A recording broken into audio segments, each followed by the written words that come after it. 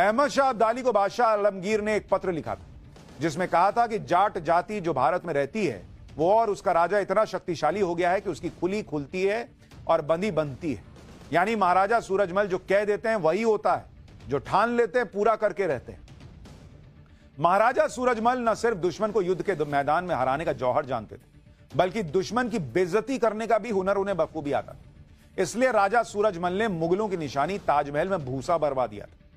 Christopher टेडिजल की किताब the history of architecture in India में इसका जिक्र मिलता है, जिसमें बताया गया है कि साल 1761 की बात है जब राजा सूरजमल ने करीब 30,000 मुगलों की सेना को हराकर आगरा का किला फतेह किया था। इसके बाद उनकी सेना ने ताजमहल पर हमला बोला और उसका चांदी से मढ़ा हुआ मुख्य द्वार उखाड़ लिया।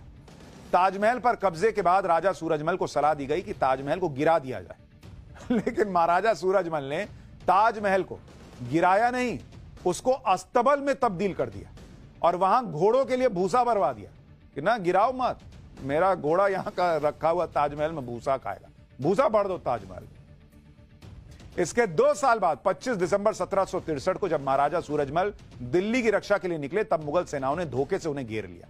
तब दिल्ली में मुगलों से लड़ते हुए उन्होंने अपने प्राण न्योछावर किए। महाराजा सूरजमल की वीरता और शौर्य का मुगलों में इस कदर खौफ था कि उनकी मृत्यु के बाद भी मुगलों को यह विश्वास नहीं हुआ था कि सूरजमल मारे गए।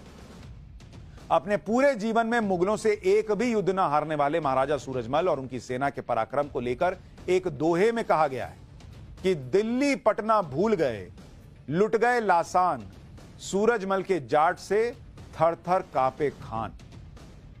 महाराजा सूरजमल दुश्मनों के काल थे। मतलब आप देखिए ना बॉस, फोटो भी जो है 7 फीट का आदमी, 150 किलो वजन, मतलब मूंछ देख रहे हैं आप। लेकिन आप में से कितनों को सूरजमल के बारे में पता है? बताइए, नहीं पता, पढ़ा है ही नहीं। मुगल महान, मुगल महान, मुगल महान, कुछ और मत पढ़ो।